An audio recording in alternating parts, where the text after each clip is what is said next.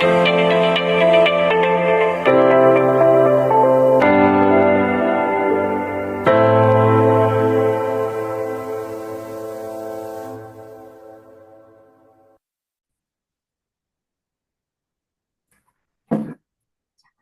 Bismillahirrahmanirrahim. Assalamualaikum warahmatullahi wabarakatuh. Waalaikumsalam warahmatullahi wabarakatuh.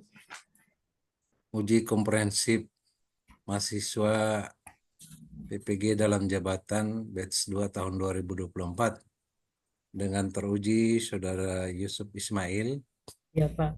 dimulai dengan melafazkan basmalah. Bismillah. Bismillahirrahmanirrahim. Saudara teruji, apakah saudara sudah siap untuk diuji? Insya Allah siap. Saudara sehat-sehat? Alhamdulillah sehat. Sudah belajar ya? Alhamdulillah insya Allah. Insya Allah, amin.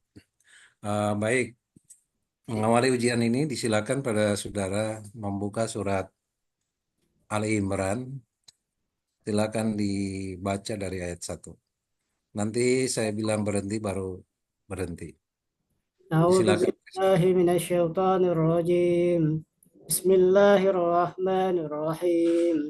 Alif Lam Mim. Allahu la ilaha illa huwal hayyul qayyum. نزل عليك الكتاب بالحق مصدقا لما بين يديه وأنزل التوراة والإنجيل من قبل هدى للناس وأنزل القرآن إن الذين كفروا بآيات الله لهم عذاب شديد والله عزيز انتقام إن الله يخفى عليه شيء في الأرض ولا في السماء هو الذي يصوركم في الأرض كيف يشاء لا إله إلا الله العزيز الحكيم هو الذي أنزل عليك الكتاب منهم آيات محكمة هن أم الكتاب وأخر متشابهات فأما الذين في قلوبهم زيغ فيتبعون ما تشبه منهم ابتغاء الفتنة وابتغاء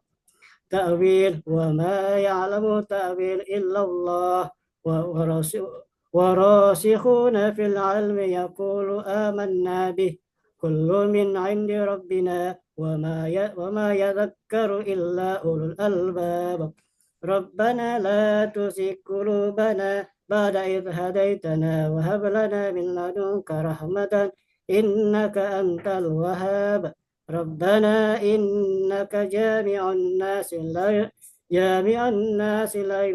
ريب فيه إن الله لا يخلف الميعاد إن الذين كفروا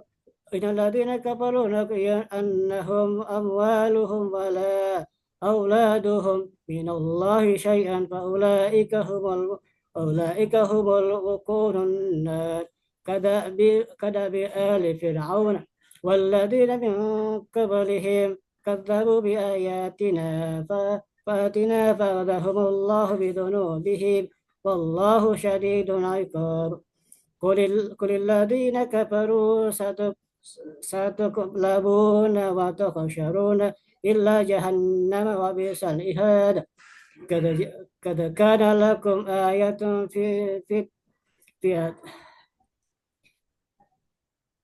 قد كان لكم آية في فئتين تكون فئة تقاتل في سبيل الله وأخرج كافرون يرونهم مثلهم رأي عينهم والله يعيده بنصره من يشاء إن في ذلك لعبرة لأولي الأبصار زين للناس حب الشهوات من النساء والبنين والقناطر المقنطرة من الذهب والفضة والخليل مسومة والأنمار Cukup.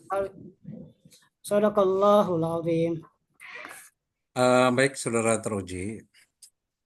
Sungguhnya bacaan saudara ini sudah bagus, lancar ya. Cuman nampak terlalu berburu-buru. Terlalu terburu-buru itu di mana-mana sesuatu yang buru-buru itu hasilnya kurang memuaskan. Ya, apalagi ini membaca Al-Quran ya pelan-pelan ya agar bisa eh, apa namanya dengan hikmat ya gitu ya agar bisa meresap dalam hati bacaannya agar bisa menarik ya dan enak didengar ya gitu. Meskipun ini kelihatan sudah lancar ya, tinggal karena akibat buru-buru menjadi kurang bagus. Jadi itu nasihat saya. Selanjutnya disilakan pada saudara untuk mengambil alat tulis dan silakan Anda tulis surat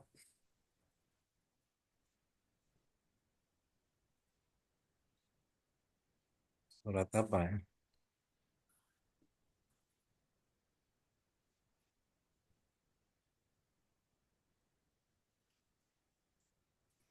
Surat apa yang saudara mau tulis ini?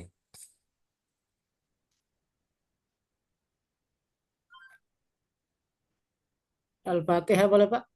Ya. Hmm. Al-Qari'ah Al-Qari'ah. atau mungkin em, At-Thariq. Iya, Silakan At-Thariq. Tor. At-Thariq ya. Ya, Tor. At-Thariq kan tidak perlu dilihat, tulis aja. At-Tor.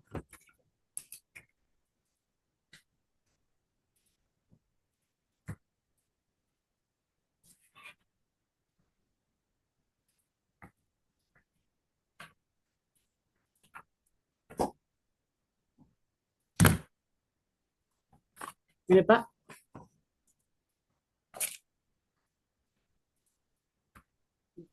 Hah? Saya suruh tulis. Iya, Nanti saya bilang berhenti, berhenti baru diperlihatkan. iya.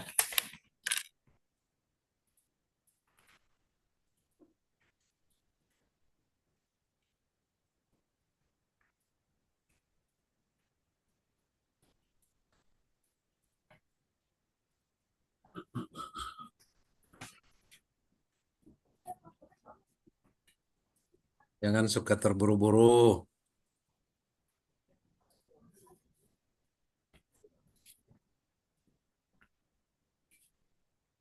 Oke, cukup. Silakan diperlihatkan. Pak Yusuf, Ya, silakan diperlihatkan.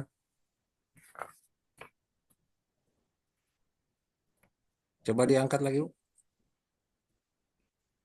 Aduh, tidak kelihatan, Pak. ya. Coba diangkat lagi. Ini yang tidak kelihatan, Pak.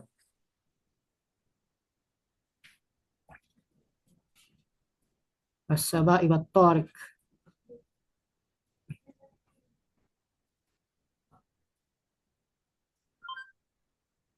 Ini apa ini?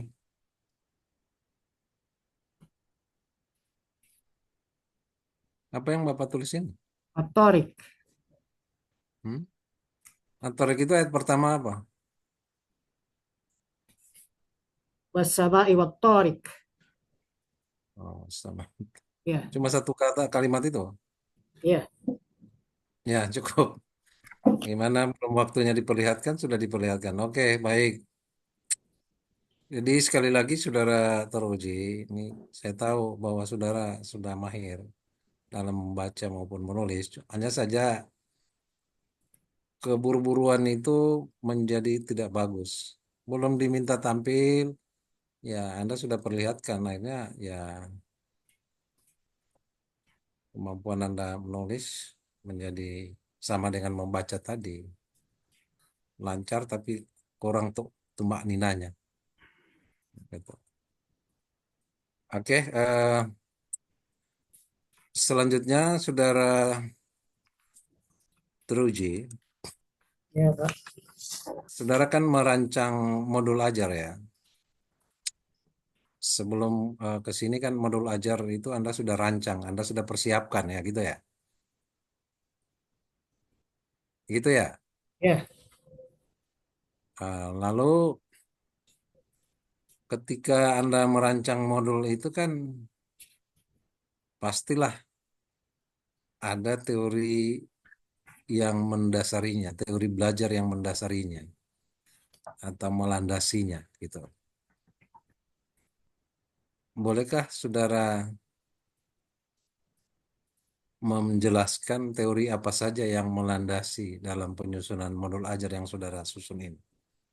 Silakan. Teori belajar yaitu behavioristik, stimulus, respon, respon Ya, hasil, terus eh, stimulus, respon atau hasil. Kalau ya, kontritivistik, kontritivistik, konstruktivistik. ya. Teori apa itu? Dari mana itu, Pak? Teori belajar dari behavioristik. Ya, Pak Yusuf ini lagi ngelawak atau apa ya?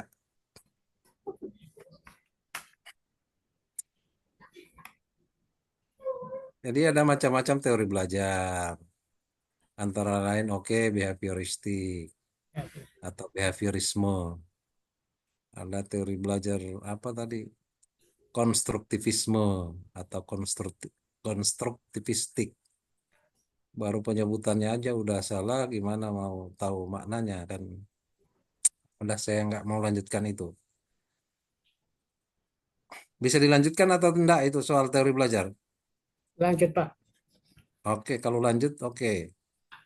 Apa yang saudara pahami dengan teori behaviorisme? Teori belajar behaviorisme. Eh, Oke, cukup. Kalau konstruktivisme, teo-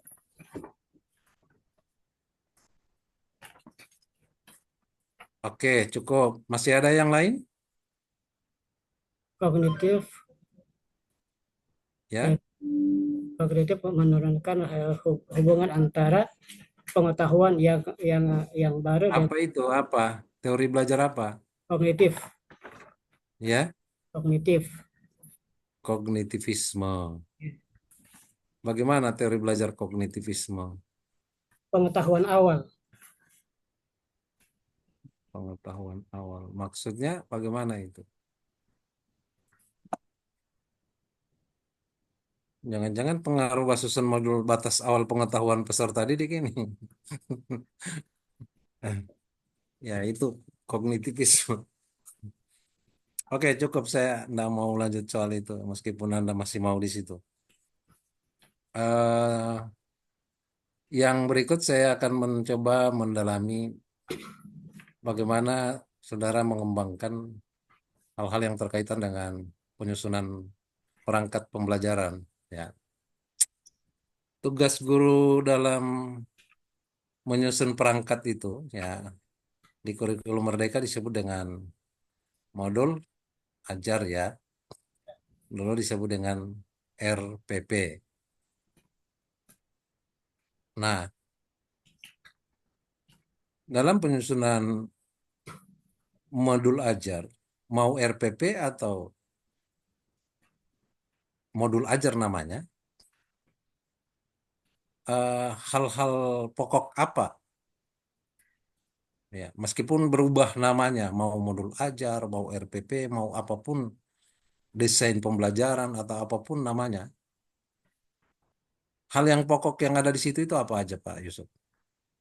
Tujuan pembelajaran. Oke, pertama tujuan pembelajaran, apalagi? Yang kedua, CP atau KKO, Ya, analisis bahan ajar. oh analisis bahan ajar. Jadi TP analisis bahan ajar. Tadi pahami maksud pertanyaan saya. Ya, asesmen. Apapun namanya, apakah itu desain pembelajaran, apakah itu modul ajar, apakah itu RPP, atau mungkin perencanaan pembelajaran, Intinya itu yang ketika merencanakan atau mendesain itu dengan macam-macam namanya itu, hal yang pokok yang harus ada di situ itu apa? Langkah-langkah pembelajaran. Langkah-langkah pembelajaran. Tadi tujuan pembelajaran, yang kedua langkah-langkah pembelajaran. Apalagi Eh, Asesmen ya awal. asesmen atau penilaian. Apa namanya? Kalau asesmen ada berapa macam asesmen? Dua, tiga, Apa itu? yaitu Apa itu? asesmen formatif, asesmen sumatif, dan asesmen diagnostik. Asesmen diagnostik. Untuk apa itu asesmen diagnostik? Untuk mengukur mengukur batas kemampuan peserta didik. Batas kemampuan peserta didik. Di diagnosa ya, itu dalam dalam istilah psikologi ini disebut dengan diagnostik. Dalam pendidikan ini ya, coba kita mencoba membumikan sesuatu yang barulah. Sebut saja itu tes awal gitu. Ya. Ya, tes awal kemampuan peserta didik ya gitu ya. Ya, apa eh, tujuan untuk melakukan tes awal itu apa Pak Yusuf? Eh, mengukur apa namanya?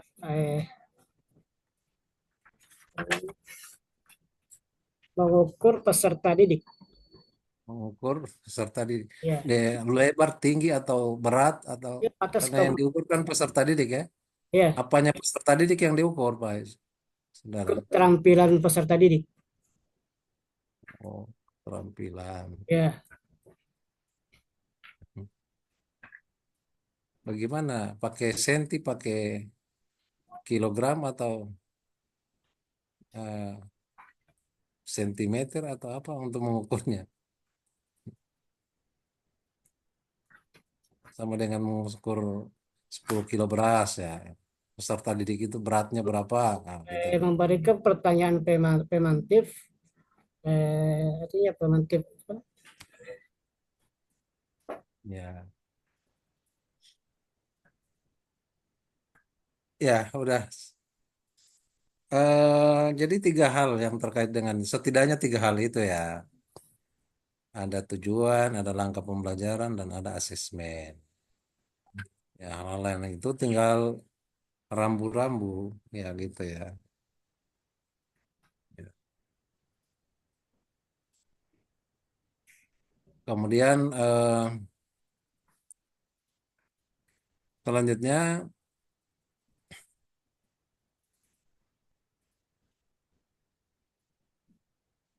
saudara teruji, setelah menyusun tujuan, ketika menyusun tujuan pembelajaran, tugas guru dimulai dari menyusun tujuan dalam mendesain media itu ya. Tugas guru itu kan mulai dari menyusun tujuan. Ketika menyusun tujuan pembelajaran atau mendesain tujuan, hal-hal apa yang harus dipersiapkan? analisis. Nah, Hah? analisis Pak.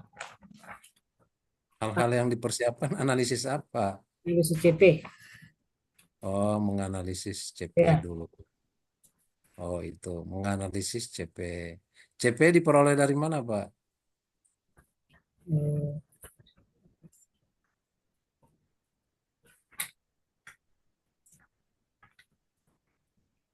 dari Basecamp.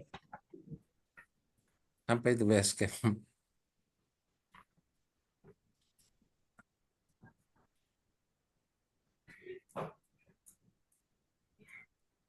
Ya, Basecamp itu artinya dari apa namanya? Dari pusat. dari pusat mana? Pusat Pak Yusuf. Pusatnya Pak Yusuf ya?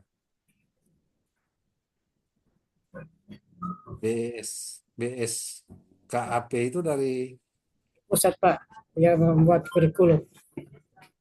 oh begitu. Yang membuat kurikulum itu pusat ya. Ya, Pusat yang dimaksud ini pusat pusat yang di perut itu ya? Sorry sorry maksudnya eh ya itu dari Beskap itu Badan Standar Kurikulum. Itu nomor berapa yang terakhir Pak? Ye? nomor 32 Tahun? tahun 2024.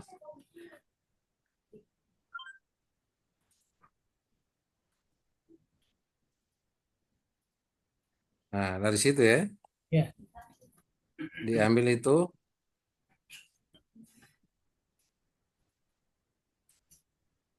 diambil itu apa namanya?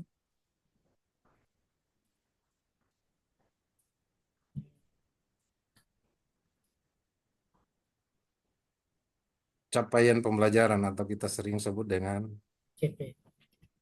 CP.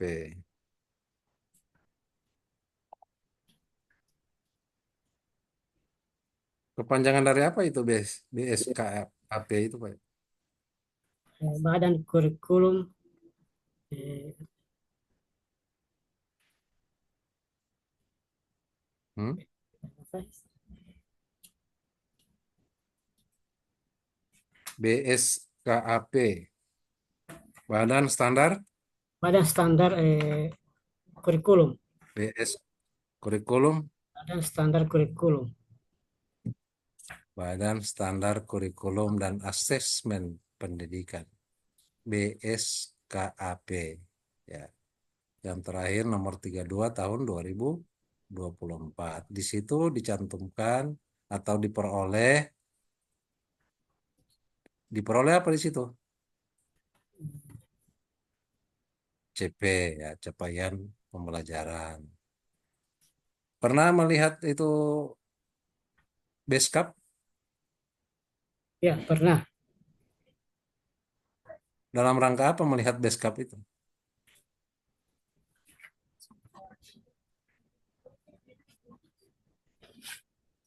Ya. Eh, kakak KKO. Menyusun tujuan pembelajaran. Ya, mau nyusun tujuan pembelajaran itu harus melihat dulu Beskap untuk dianalisis. Setelah dianalisis Beskap,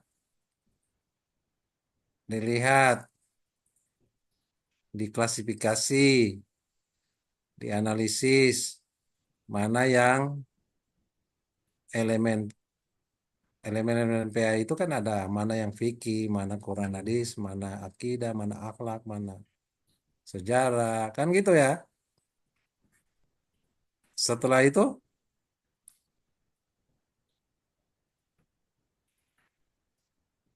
baru KKO,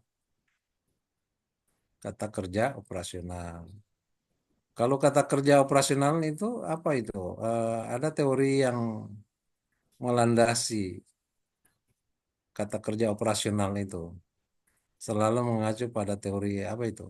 Teori apa namanya? Tahu?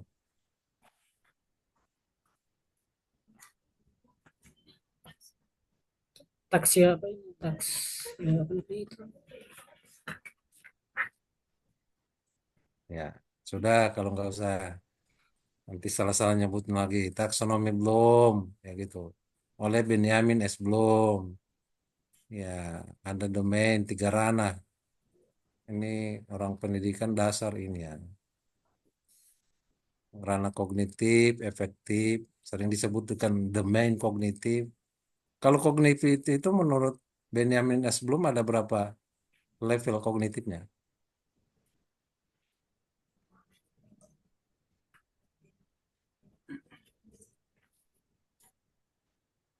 Ya sudah cukup.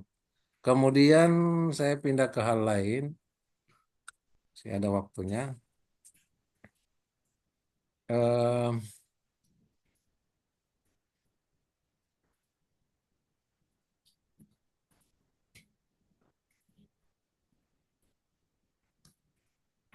Saudara pernah mendengar atau dalam menyusun modul itu kan biasanya ada media, ya gitu. Ada media. Apa makna media menurut saudara dalam kurikulum Merdeka ini? Dalam penerapan prinsip kurikulum Merdeka, apa makna media? Alat peraga, Pak. Alat peraga. Alat peraga. Alat bantu mengajar. Tentu saja masih ini banget Pak ya. Kalau kaitannya dengan kurikulum Merdeka, penerapan prinsip kurikulum Merdeka masih alat peraga juga, pakai apa Itu tidak. namanya, Ya, cat, ya, itu ya. Itu ya. yang dimaksud dengan media. Iya, Itu dimaksud dengan media ya? iya. Media pembelajaran dapat, Ya, ya. Gimana? ya, media pembelajaran dapat dikatakan segala sesuatu yang digunakan untuk menyampaikan atau Bang menguji saya. materi dari guru secara terencana sehingga siswa dapat belajar efektif dan efisien. Oh, begitu. Ya, Mungkin belum dipahami maksud saya. Media tadi dalam konteks penerapan prinsip kurikulum Merdeka ini sudah mengintegrasikan dengan teknologi ya gitu ya. Kemarin ada latihan-latihan bikin bikin aplikasi-aplikasi. Saudara sudah melalui itu kan? ya. Itu maknanya apa? Ini disebut dengan apa itu dalam kemarin dipraktekkan ada satu model pembelajaran ya, modul ajar yang dirancang. Apa namanya itu?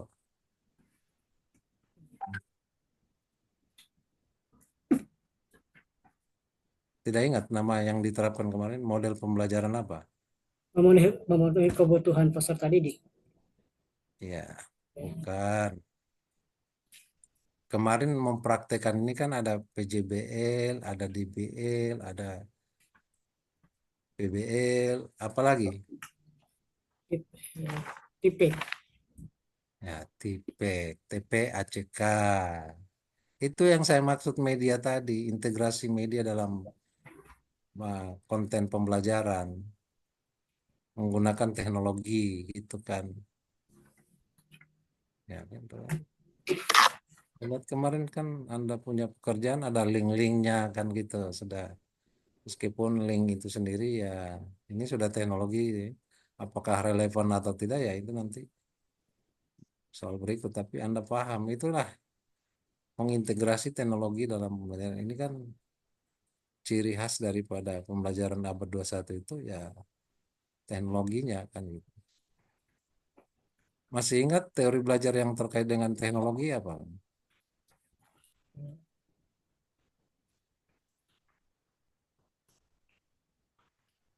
Atau konsep pendidikan yang berkenaan dengan teori belajar ini apa? Kanva. Ya, Kanva, Pak. apa? Kanva, Kanva. Canva. Oh, Canva. Canva itu kan aplikasi. Ya, Kalau atau aplikasi itu bisa dioperasikan tanpa jaringan ya? tidak. Tidak. Ya, Ya, tidak. ya. Tidak, Pak. Oh, tidak. Berarti ada satu teori belajar yang disebut dengan teori belajar apa? Sibernetik. Cybernetik. Cyber itu kan jaringan. Jadi pembelajaran berbasis jaringan. Nah, ini kaitannya dengan TPEK tadi, Technological, Pedagogical Content Knowledge. Ya, gitu kan? Ya, Content Knowledge. Em, Berikut, saya mau tanya dulu. Pak Yusuf masih bisa lanjut ini? Saudara masih bisa lanjut? Jangan-jangan sakit ini? bisa, Pak. Bisa. Ya, Bisa, Pak. sehat ya?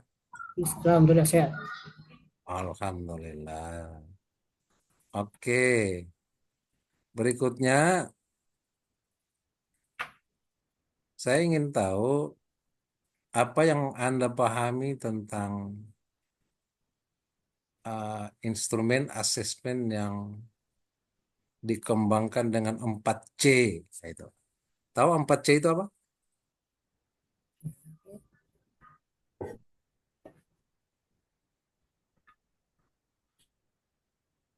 Baru dengar atau tahu apa itu 4C? Critical thinking, ya. Critical thinking, communication, Lalu creative thinking, dan collaboration. collaborative thinking. Ya, Kalau collaborative thinking itu apa maksudnya? kerjasama Pak, Ya, kolaborasi. kolaborasi, Ya, pembelajaran kolaboratif. kolaborasi. Contohnya seperti apa? Ketika Anda sebagai guru melakukan pembelajaran kolaboratif, itu bagaimana caranya? Anda berkolaborasi itu bagaimana dengan apa? Ya, Misalnya apa?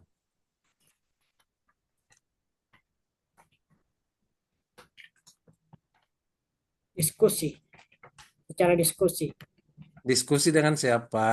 Dalam menyelesaikan apa? Berkolaborasi dengan siapa? Itu pertanyaan saya. Siswa Pak, Ya, siswa. ya, dengan siswa. Ya. Siswa mengajar ya. Ketika ngajar, gitu kan ada satu proyek, ada P5 ya. Ya, Guru PAI itu ikut terlibat dalam P5 enggak? Proyek di sekolah. ikut ya. Ikut. Nah, ketika dia ikut itu bagaimana? Ini ada kolaborasinya tidak nih? Ada, ya ada. Bisa Anda ceritakan bagaimana kolaborasi guru PAI dengan guru lain dalam menyelesaikan proyek P5 di sekolah Anda?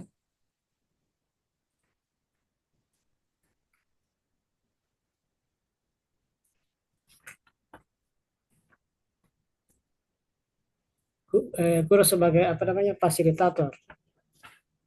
Guru sebagai. Ya, Ya, maksud saya ingin tahu dari Anda pemahaman Anda tentang pembelajaran kolaboratif.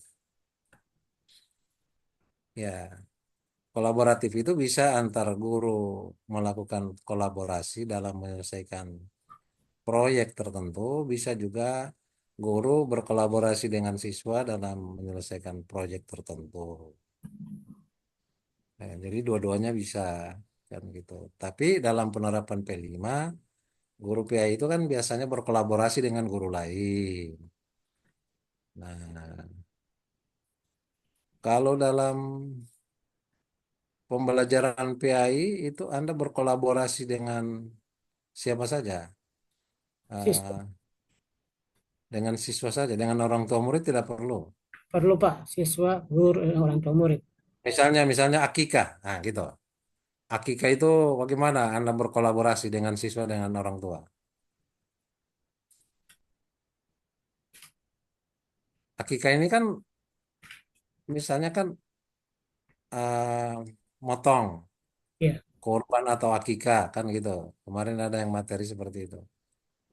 Kan harus ditunjukkan pada siswa bagaimana cara memotong dan apa yang harus syarat memotong dan lain sebagainya. Kan harus ada hewan yang hidup. Untuk bisa menghadirkan hewan hidup itu, apakah disiapkan oleh sekolah atau Anda berkolaborasi dengan orang tua atau murid dalam menyiapkan hewannya? Oke, tidak usah dilanjutkan. Eh, selanjutnya, pernahkah saudara mendengar dalam kurikulum Merdeka ini, dalam penerapan prinsip kurikulum Merdeka, saya ulangi lagi kaitannya dengan 4C tadi, ada istilah HOTS. Pernah dengar itu HOTS?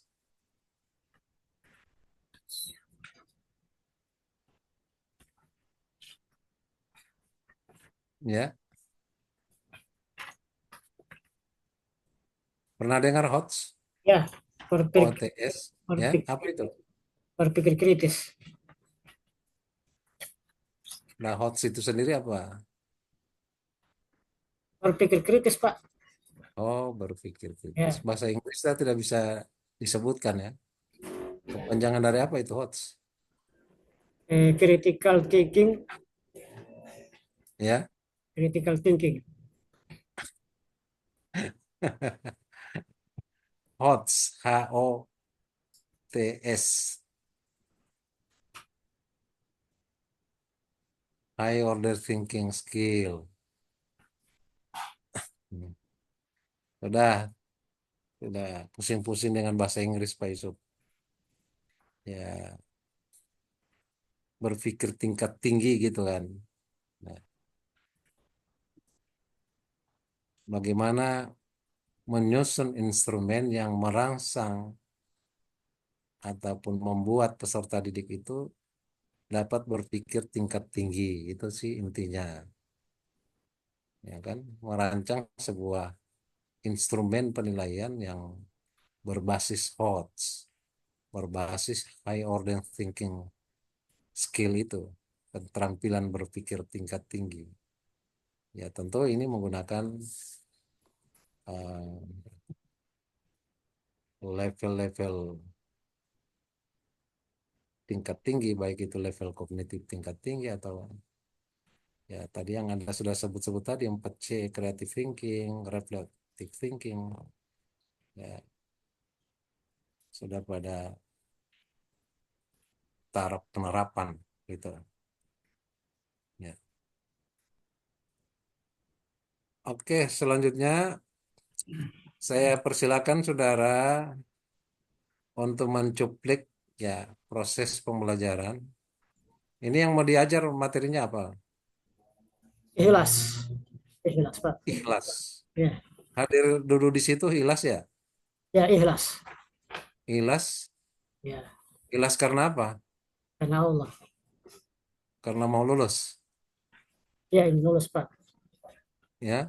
Ingin lulus. Berarti bukan karena Allah, tapi karena ingin lulus. Iya. Itu namanya bukan ikhlas. Silakan saudara ajarkan. Bismillahirrahmanirrahim. Assalamualaikum warahmatullahi wabarakatuh. Waalaikumsalam Apa warahmatullahi kabar wabarakatuh. adik-adik? Ya, Baik. alhamdulillah sehat, Nak. Ya, apakah kalian pernah mengalami apa namanya sifat yang tidak ikhlas? Ikhlas itu penting, Nak. Nah, jadi materi yang kita bahas hari ini tentang memahami makna ikhlas. Ya, ini terdapat dalam Quran surat An-Nisa ayat 146. Nah, agar kalian bisa menerapkan sikap ikhlas supaya apa namanya sangat sangat menarik dalam kehidupan sehari-hari.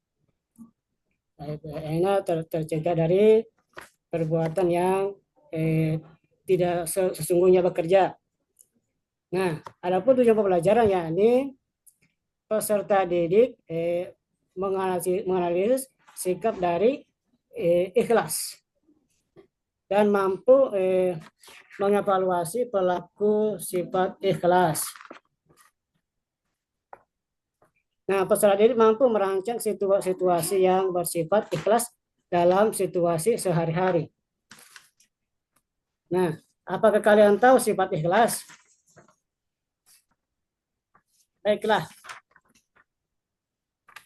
sifat ikhlas adalah ikhlasnya hati yang tulus, memurnikan hati dan apa namanya memperkuat niat. Karena yang dikatakan ikhlas adalah segala perbuatan itu tergantung dari niat. Karena niat kita baik, maka perbuatan juga kita baik. Kalau apabila niat kita buruk, maka sia-sialah pekerjaan kita. Maka segala pekerjaan itu kita kerjakan dengan ikhlas. Apakah kalian mengalami seperti itu? Nah, berada dalam posisi seorang teman, sanggup kalian melakukan sesuatu yang tidak dengan ikhlas atau mengalami sesuatu yang tidak ikhlas. Nah, bagaimana perasaan kalian ketika ada teman yang mengerjakan sesuatu yang tidak begitu ikhlas? Apa kalian tahu lawan yang tidak ikhlas? Assalamualaikum. Jadi materi hari ini kita akan membahas tentang itu ikhlas. Nah, selanjutnya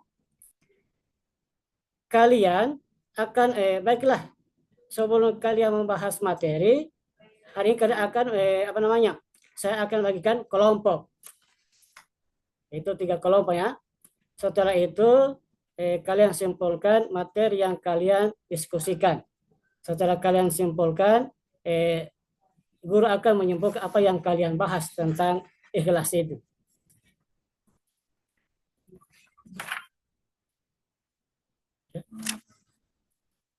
Adalah ikhlas itu artinya perbuatan yang melakukan sesuatu yang berdasarkan reda,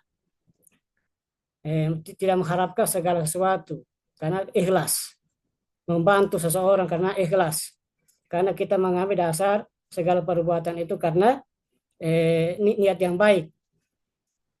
Apa kalian tahu dari ikhlas itu ya? Ya tahu.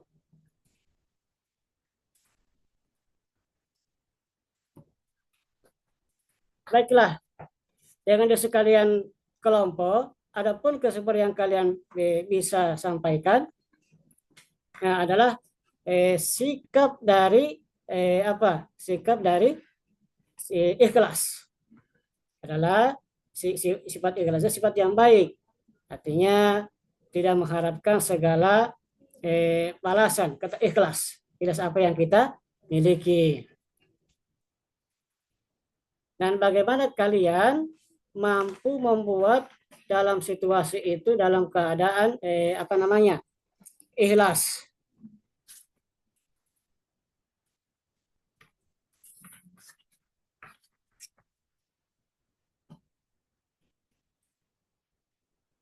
Jadi materi kita ini membahas tentang masalah Cukup, ikhlas ya.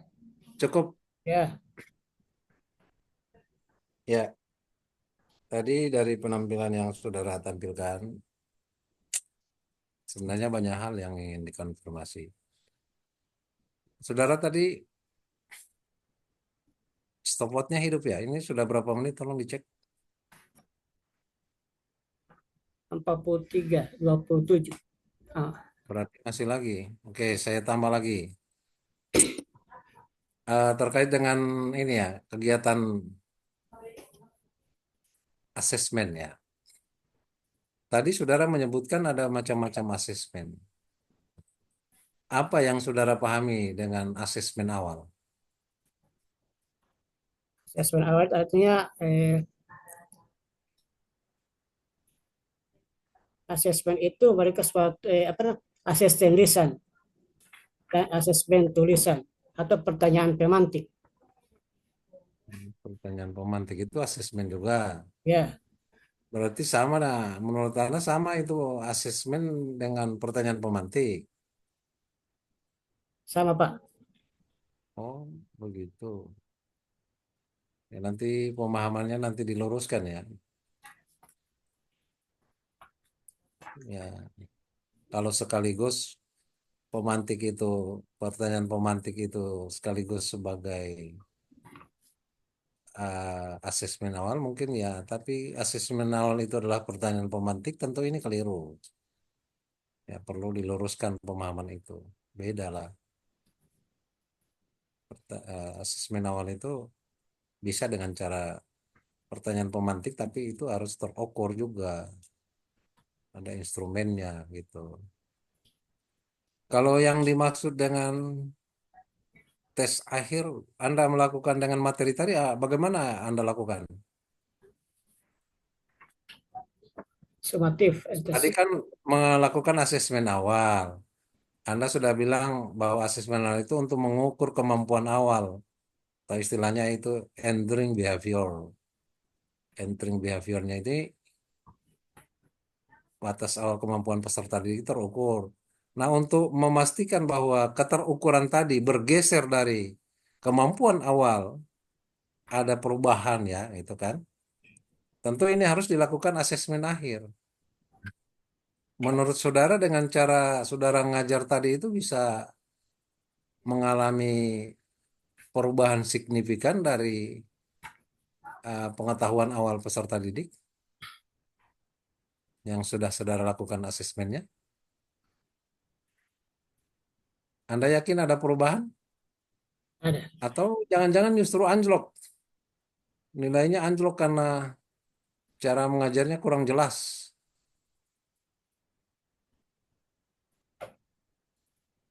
Coba yang jujur, menurut Anda ini,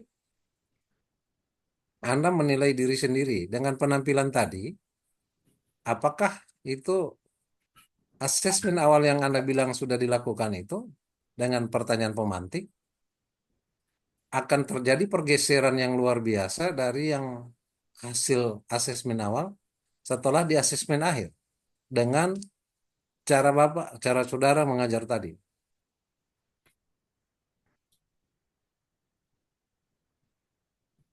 Paham maksudnya? Ya, Pak. Ya, Ya. Menurut Anda ini akan bergeser, ada perubahan signifikan tidak? tidak. Cara Anda tampil tadi ya, bukan yang lain.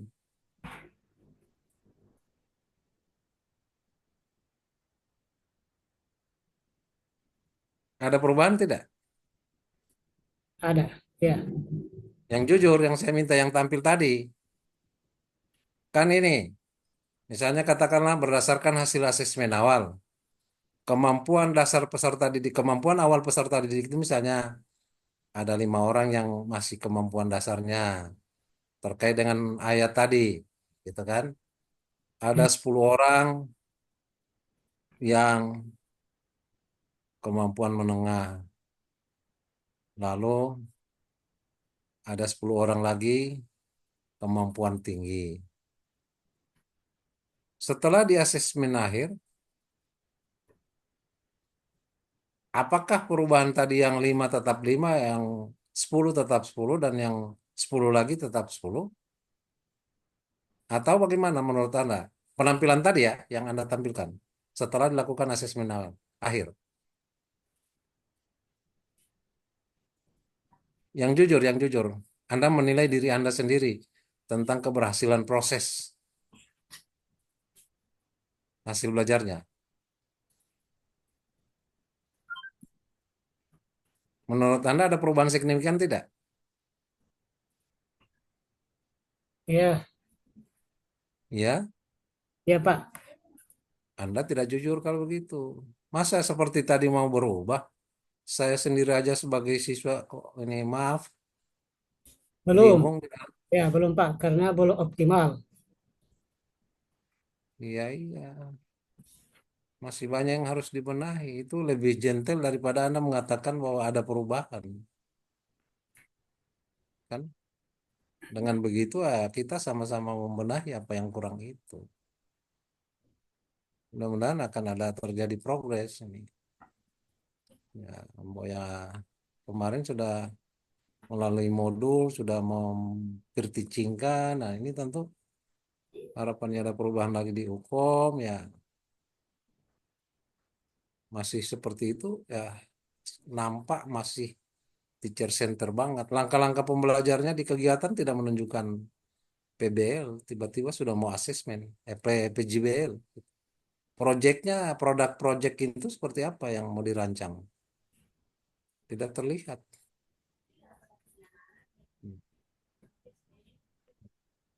Jadi saya kira itu. Nah, terakhir tentang kegiatan penutup refleksi. Apa fungsi daripada refleksi dalam pemahaman saudara teruji?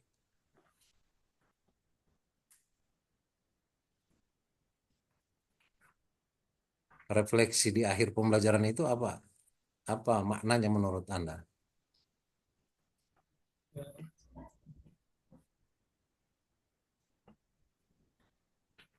Hmm? Kan sering sering melakukan refleksi ya? Ya. Coba bagaimana terapkan bagaimana melakukan refleksi di akhir pembelajaran.